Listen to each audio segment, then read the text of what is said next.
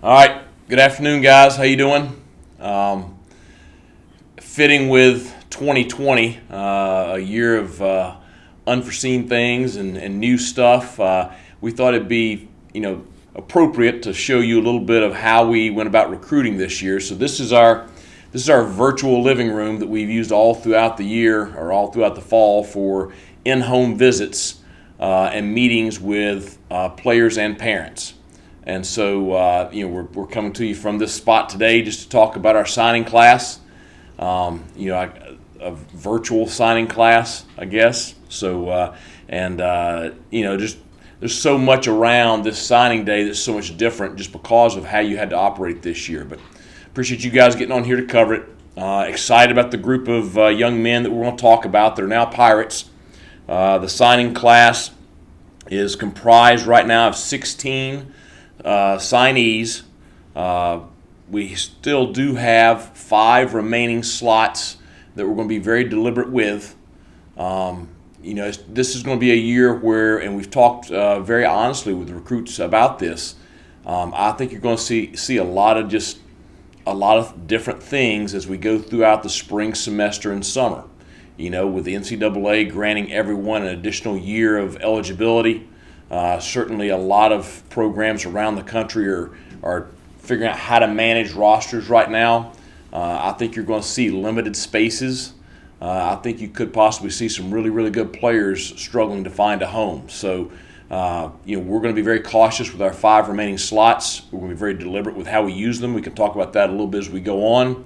But I do want to talk about the 16 guys that have signed with us this morning right now here first. So just to give you some background before we go through each of them individually, we're today signing 4 student athletes from the state of North Carolina, 2 from the state of Virginia, 1 from South Carolina, 3 from the state of Alabama, 2 from the state of Florida, 2 from Ohio, 1 from Texas, and 1 from Georgia.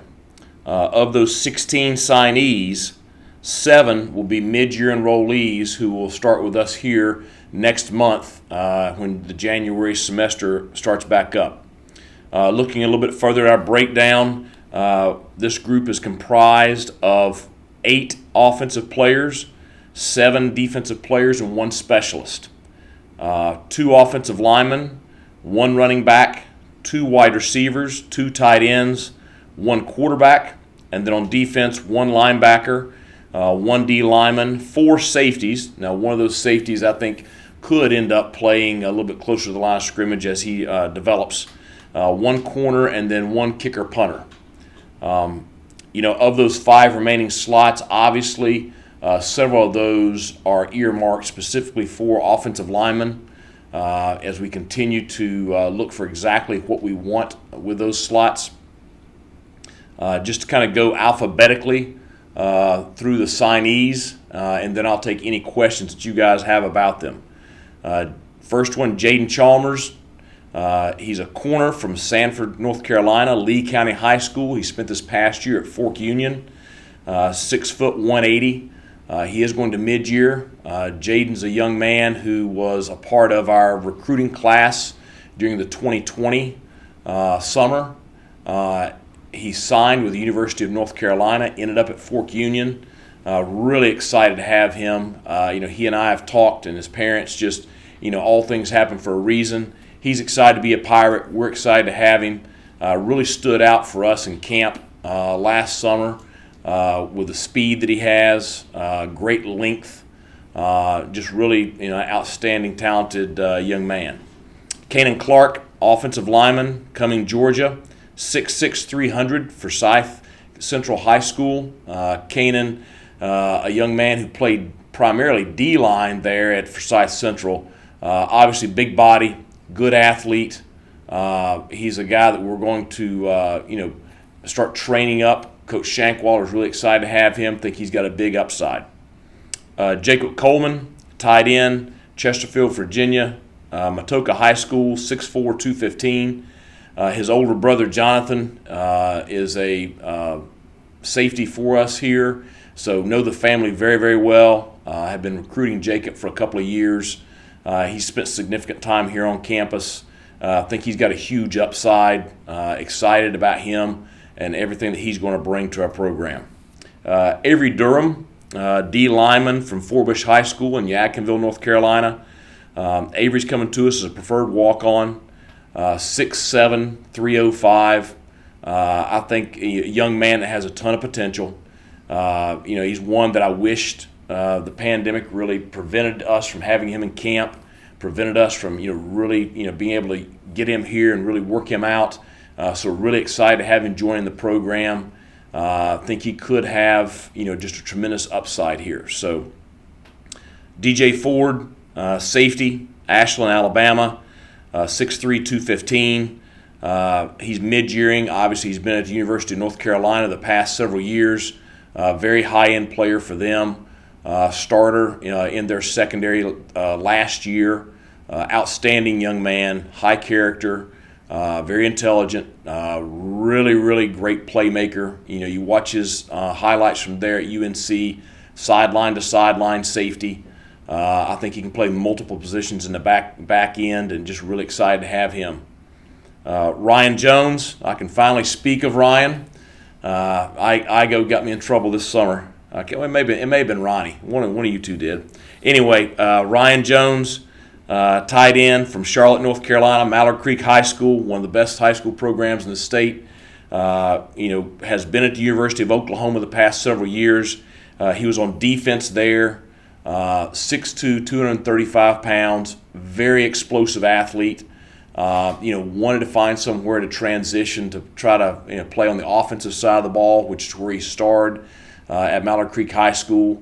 I think he's a guy that can really develop into a really top-end player, has 2 years left. So excited to get him here as part of this signing class. Troy Lewis, wide receiver, Chesterfield, Virginia, 6'3", 200 out of Matoka High School. Again, a high school program that we know very well. Have a great relationship there with them. We'll now have four players from Matoka on our roster, with Troy and Jacob joining us. Troy's a big receiver, great hands, strength, very intelligent young man, smart football player. Think he can really develop into a solid player for us. TJ Lockley, wide receiver from Daytona Beach, Florida, Mainland High School, 6 foot 175. TJ he's done about everything there at Mainland. He played wide receiver, kick returner, safety. This year he played a lot of the year at quarterback there. Has had an outstanding prep career. Maybe the fastest signee in the group. One of the most athletic. Was a great playmaker there. Excited to get him here. Looking at probably playing him in the slot here. Been really an enjoyable kid to recruit. You guys are going to enjoy interviewing him. A lot of personality. Mom's excited to have him here, and just really can't wait to get him on campus and start working with him. Lath Margin, kicker punter, Cary, North Carolina, Inlow High School, 6'3", 195. Lath's an important guy for us to get. With Jake Verity making the decision to declare for the NFL draft. Certainly we have Patrick and Owen here who will compete with Lath for the place kicking job and kickoff job this fall. Lath is an outstanding talent, very highly rated by all the kicking experts. I think he's going to bring a lot to our program, and look forward to that competition this summer and fall. Joseph Pop McKay, Phoenix City, Alabama, Central High School, 6 foot 215. I thought it was important to add a running back in this class. Obviously, we're excited about our running back room here. One thing that stood out about Pop, we were very honest with all of our recruits about what we had on our current roster. We were honest with him about Rajay and Keaton and Darius and Demetrius and the other guys that we have here. He doesn't flinch. He's outstanding high school football player, big guy with some speed, runs with power. Had a lot of offers down there in Phoenix City. Ended up committing to us. I think he's going to be a great addition to that room, and he'll push for playing time as soon as he gets here. So excited to have him. Kingston McKinstry, DB from Grove City, Ohio, 6'2", 200 at Iowa Central Community College right now. Run and hit. You're going to hear me talk about several of these DBs like that. I mean, that's what Kingston does. Great open field tackler, has tremendous length, very explosive player, solid speed. Has a chance to be a really, really good player for us. Richard Pierce, O-lineman from Homewood, Alabama, Hueytown High School, 6'4", 300. Richard's going to mid-year. He'll be here in January. Big frame, solid athlete. I think can develop into a really top-end offensive lineman. Plays with edge. Has some nasty to him. Really like a lot about him. Very mature, very serious, very determined young man. So I think he's going to be a good one. Walter Simmons III, quarterback, Orange Park, Florida, 6'2", 180, Oakleaf High School. Walter will also mid-year. As we went through this process, obviously we invested a lot in the quarterback position last year and feel good about that group. So we said, at that position, we're only going to offer a guy if he is just an exceptional talent. Walter is the one quarterback that had a solid offer from East Carolina this year, and I told him all throughout the process that he was the only one that we were going to take a commitment from. And so when he committed, obviously we were very excited about that. Good thrower, I think can develop into a really exceptional thrower, has a strong arm, great athlete, great hips, feet, top end speed, mature, great competitor. Dad just a solid household right there that Walter comes from. So just I think that kid's got a lot of potential. Excited to have him this spring. Jacoby Simpson, inside linebacker, Houston, Texas, 6', 225, out of Cisco Community College, another mid-year guy, originally signed with TCU. Jacoby's a guy, older guy, can come in. He can compete for playing time immediately. He's going to be a guy that will be able to play four core on special teams, compete at inside linebacker, could probably play some outside linebacker as well. Runs very, very well. Another guy I'm really excited about. Cruz Temple, DB, Abbeville, South Carolina, 6', 205 from Abbeville High School. Cruz is going mid-year as well. You talk about run and hit, and that's what he does now. He brings it. Great open field tackler, explosive guy. I've known his dad probably for 20 years. I know that program very, very well. He's going to be a tough kid. He's going to bring that instantly to our roster. Really, really a guy to be excited about. Julius Wood, DB, Canal, Winchester, Ohio, 6'2", 200 from Blinn Community College. Julius, another guy in that secondary, great length, good speed, great open field tackler, very aggressive, plays with a lot of toughness. Another older guy that will come in and compete immediately for playing time. Was a little bit touch and go. Now he had a lot of traffic here at the end, but excited to have him sign with us. So, overall the signing class, although it's not as big as our signing class last year, very excited about the high-end ability of the signing class.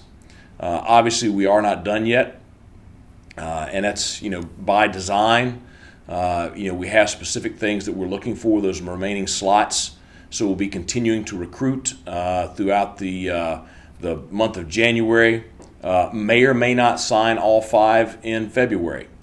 You could possibly see us hold a couple for the summer. I just think it's going to be that kind of year in college football with recruiting. So, this group, excited about them, excited about our returning roster. I think they mesh together well to give us, what we want going into the 2021 season.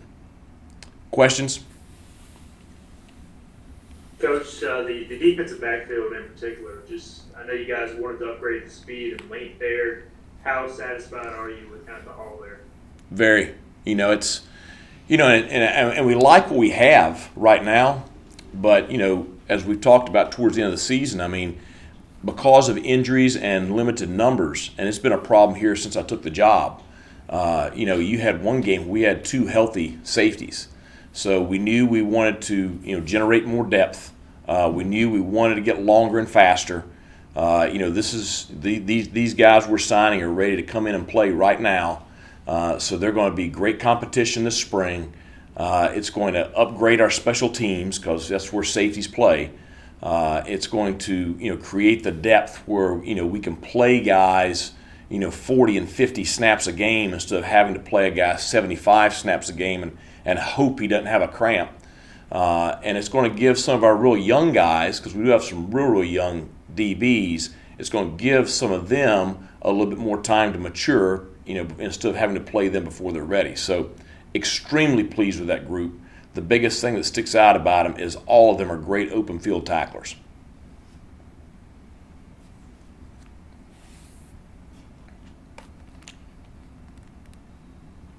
Hey, when you look at the tight end room, Coach Houston, you had a few today, and obviously Travion, you moved to tight end, and is some of it you can't have not too many tight ends? Do you want to utilize that, or can guys still kind of move around, or what do you think there?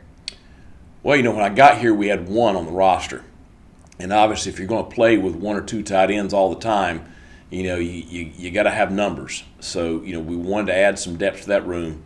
I think we do have some position flexibility in that room.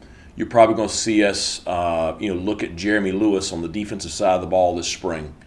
It's something that he is, really wants to do. He and I have talked about it. It's what he was committed here as out of high school. I asked him to move to tight end, when I got here.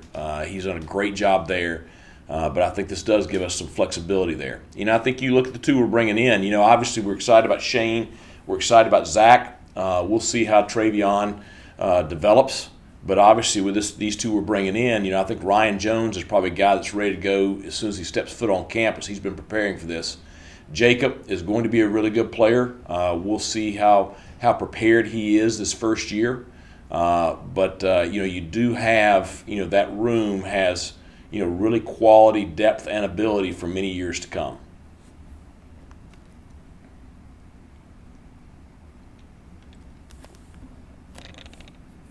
Coach, at this point, are you guys expecting a potential signee later today, or is that up in the air at this point?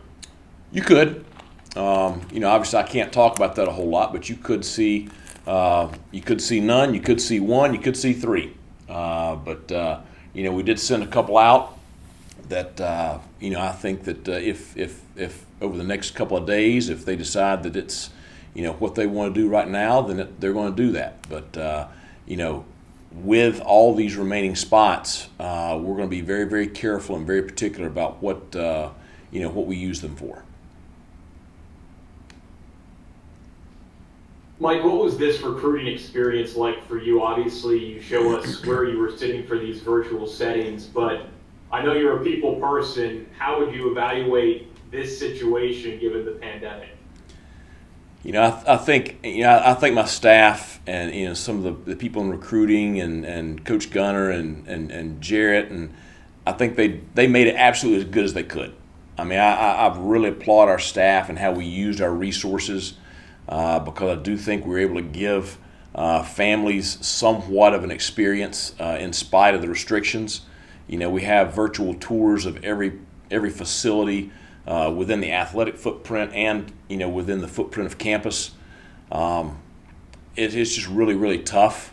It's hard on the recruits and families. It's hard on us as coaches because I think one of the selling points of ECU is bringing a kid here and putting them in Dowdy Ficklen Stadium and seeing Pirate Nation. I think another big point is our facilities. Another big point is just our campus in general. But the big thing for me is getting to know the recruits personally. It's just like this right here. Certainly I can see your face on a screen, but that's different than sitting and talking to somebody in their living room and shaking their hand and having dialogue with them multiple times as you have visits throughout the year. So it's a different experience.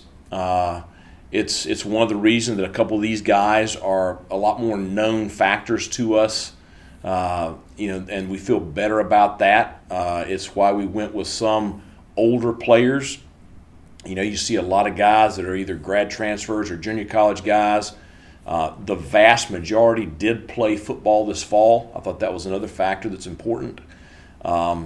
It's just, it's been 2020. It's been unlike anything any of us have ever experienced before. I hope we don't have to ever go through it again, because I just do not like the process this way. One quick follow-up, Mike. Do you feel like the recruits and the families of those recruits were maybe a little bit more understanding given the year that it's been from a virtual setting? Sure. I mean, it's because that's the way they've had to live their life. All of them, they become accustomed to Zoom and accustomed to doing things virtually. And of course, all the universities had to function the same way. Some of them did make just random trips. We weren't involved in it in any way, but some of them did, drive through Greenville just to see things, last summer during vacations or whatever on their way to the coast. But it was something where I think everybody was trying to figure out how to navigate during this, dead period recruiting cycle.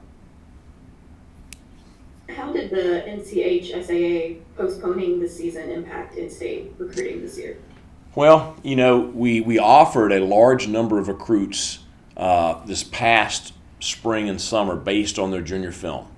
And of course, all those recruits had committable offers at the time. The fact that, those guys either signed with someone else or signed with us. And then what you didn't have those guys that you find during a summer camp, you find during their senior year of high school, because they have that additional year of growth and development. And on senior tape eval, you say, hey, that kid's got a shot. So I think that, delaying things till the spring, sure, I think it's held back some of those guys that didn't have offers going into their senior year. But it also is going to be opportunities, in the spring semester recruiting cycle. Possibly there could be a scholarship opportunity there for somebody. I think you're definitely going to see us probably, attract really quality walk-ons this spring after senior eval. But again, it's like we talked about back in the middle of the fall. All this stuff with the extra year of eligibility, the ramifications on the recruiting cycle are not just 1 year. I think it's going to be a 2 or 3 year deal where it's going to impact our roster and high school recruits. Coach Houston, I know you said after the win over SMU that you got a lot of response from players that had committed to the program. Maybe talk about how the end of the season kind of impacts this group that's coming in terms of their excitement. Well, I mean, I think you see, some of the videos of our sideline during that SMU win at home. A couple of the older signees, DJ Ford was one of them. He said, at North Carolina, they pride themselves on playing with a lot of energy. He said, boy, your guys, that sideline is just, crazy. So I think they saw our style of play. I think that mattered. I think really they saw, the excitement of our roster, because I thought our kids did a really good job late in the year of generating enthusiasm on the sideline that you usually would have in the stands from Pirate Nation. And then they can look back at the way the stadium is, during a non-pandemic, at some of the older videos from the past several years, and see just, kind of what kind of energy and excitement there is around the program. So I do think that it was important for us to finish the season strong. Obviously, for our returning roster, it was important. I think, but also with these guys coming in, it's very important. Coach, I think, Troy Lewis and Coleman might be the only two players, or maybe a couple more, that haven't played this fall, or at least y'all got to film with the rest of them, or had them on campus. How important was that to at least know what you're getting in a lot of these situations? Yeah, I mean, it was important for those two. I mean, it makes you feel better about taking them, but without them playing high school football this fall, it's just you don't know what kind of impact that's going to have on the student athletes. Obviously we've been talking to Troy and Jacob very closely. They've been training and doing the best that they can up there in Virginia. Looking forward to them hopefully having a season this spring.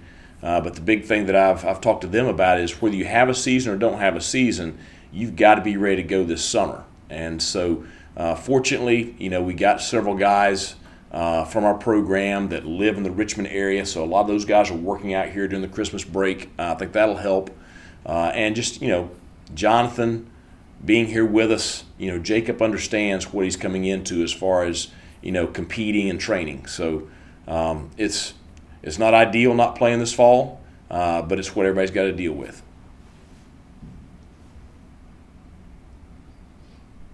Hey, Mike, I thought Ryan Jones might have been the best prospect in our state when he came out of Mallard Creek. Once he entered the transfer portal, was that an immediate interest on you guys? And how did that whole process go when you guys contacted him or him contacted you? Well, I mean, it was pretty quick that we expressed interest in him and he expressed interest in us. Obviously, there's several coaches there on staff at Oklahoma, including the head coach, who is very connected to East Carolina University. So it was pretty easy for us to do research on Ryan and just check him out. Obviously, we were hopeful that we were going to have him for this fall. Ended up he was one credit short, and so he took that credit this fall and is now graduating from Oklahoma. But I agree with you. I mean, I think he is a very high-end talent individual.